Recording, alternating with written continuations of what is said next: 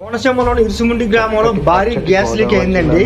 అక్కడ చుట్టుపక్కల ప్రజలు చాలా భయాందోళనకు గురయ్యారు. గ్యాస్ లీక్ అవడంతో భారీ ఎత్తున మంటలు చెలరేగాయి. గ్యాస్ లీక్ అవడం కారణం ఏంటంటే ఓఎన్జీసీ సిబ్బంది గ్యాస్ లీకేజ్ అరికట్టే సమయంలో గ్యాస్ పేలిక సంభవించింది. ఇతర ప్రాంతంలో ఉన్న ప్రజలు వెంటనే పశువుల్ని, చిన్నపిల్లల్ని, ముసలివాళ్ళని సేఫ్ జోన్ లో తీసుకెళ్లారండి. వెంటనే అగ్నిమాపక సిబ్బంది వచ్చి ఆ పరిసర ప్రాంతాలని ఆర్పే ప్రయత్నం చేశారండి. కానీ గ్యాస్ అనేది ఎక్కువ మొత్తంలో లీక్ అవడం వల్ల చుట్టుపక్కల 100 అడుగుల మేర మంటలు వ్యాపించాయి. ఇప్పుడు తీసుకున్న విషయం ఏంటంటే ఎవరికి ఎటువంటి గాయాలు గానీ, ఎవరికి ప్రాణ నష్టం గానీ జరగలేదండి దేవుడి దయ వల్ల.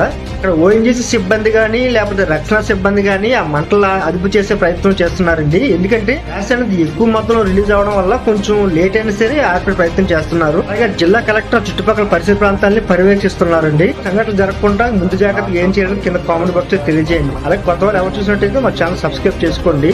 అలాగే ఈ వీడియో నచ్చినట్టయితే లైక్ అనేది తప్పకుండా చేయండి. ఎందుకంటే మీరు లైక్ చేయడం వల్ల మరి కొంతమంది ఈ వీడియో రీచ్ అవుతుంటది.